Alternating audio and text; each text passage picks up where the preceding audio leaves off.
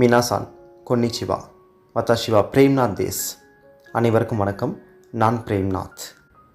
இன்றைக்கி கத்தகானாவில் நம்ம 9வது வரிசையை பார்க்க போகிறோம். இது வரைக்கும் 8 வரிசைகள் 8 பாடங்களாக தனித்தனியாக வெளியிடப்பட்டது. இது 9வது வரிசை, அதாவது இது 9வது பாடம். இதுவரை 8 பாடங்களை வெளியிட்டிருக்கேன். இதுவரைக்கும் 38 எழுத்துக்களை மனப்பாடம் செய்திருக்கிறோம். அதாவது எளிதான வகையில், சரிங்களா, எளிதாக 38 எழுத்துக்களை மனப்பாடம் செஞ்சுருக்கோம். இதற்கு முழு காரணமாக இருந்த அசோக் சென்சே அவர்களுக்கு நம்ம நன்றியை தெரிவிச்சுக்கலாம். ஏன்னா இந்த கத்தகானா தொடர்கள் 10 காணொளிகளையும் 10 வரிசைக்கு 10 காணொளிகளையும் தயாரித்து கொடுத்தது அசோக் அவர்கள் தான். அவருடைய படைப்பாற்றல் தான், அவருடைய சிந்தனை திறனால் வெளிவந்தது தான் இந்த 10 காணொளிகள்.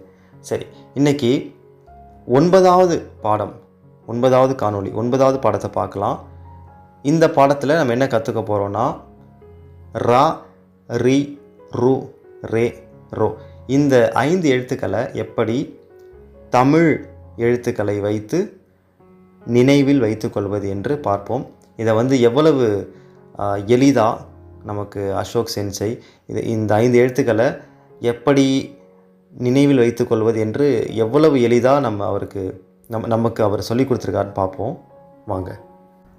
மேலும் இதுவரை நடத்தப்பட்ட காணொளிகள் அனைத்தையும் பார்க்கணுன்னா இந்த காணொளியோடைய விளக்கப்பெட்டி பாருங்கள், இந்த வீடியோடைய டெஸ்கிரிப்ஷன் பாருங்கள். இது வரைக்கும் நடத்தப்பட்ட அந்த 8 பாடங்களுக்கான இணைப்பு இந்த வீடியோ டெஸ்கிரிப்ஷனில் இருக்கும். சரி, இன்றைய பாடத்துக்கு போகலாம் வாங்க. முதல் எழுத்து ரா.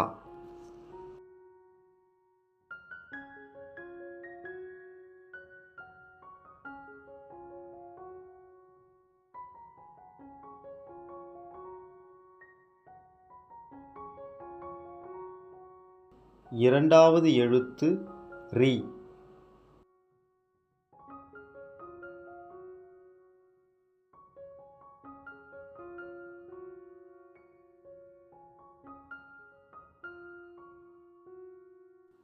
மூன்றாவது எழுத்து ரு.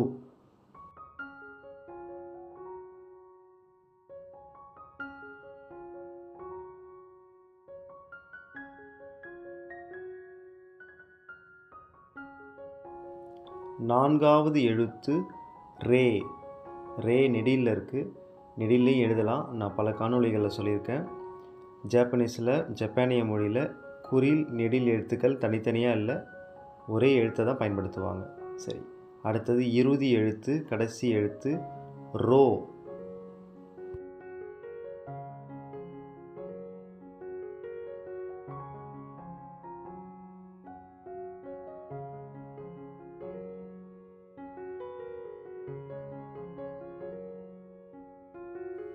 ரா, ரி, ரு, ரே, ரோ.